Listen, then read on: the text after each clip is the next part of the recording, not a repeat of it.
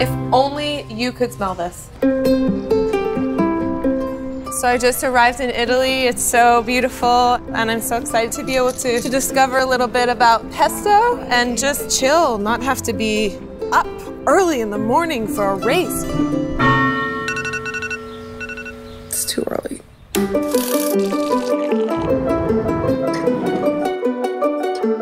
It's so beautiful and it smells amazing. This is all basil. Hey, Mikaela, ciao! buongiorno, ben arrivata. Nice to meet you. Parli italiano? No, nothing. Mi dispiace di averti fatto alzare all'alba, perché il basilico alla mattina c'ha la rugiada. La rugiada rende il prodotto ottimale. It's really important to come out early in the morning so that you can get the freshness and the aroma from the basil. In pochissimo tempo viene tagliato, lavorato e viene messo nel vasetto. Oh, thank you. Okay, we got the basil. Step 1, check. Now we're washing the basil. Every leaf takes a little shower. It's like heaven. Making pesto happens so fast, but you still need to be super delicate.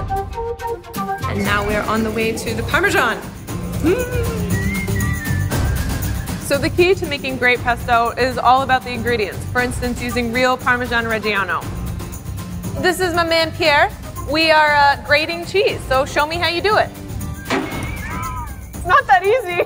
Just gonna take this with me. We have all these pesto jars. There's so much. Can I take one? Yes, of course. And you have the pop. What is the pop? The pop is the reason to maintain the freshness and the flavor of the product. What is the secret to pesto? Oh, a secret is a secret.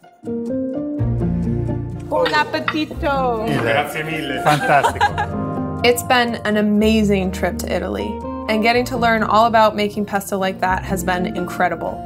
But the thing that I really learned is that it matters how you make pesto, but the people you share it with matters even more.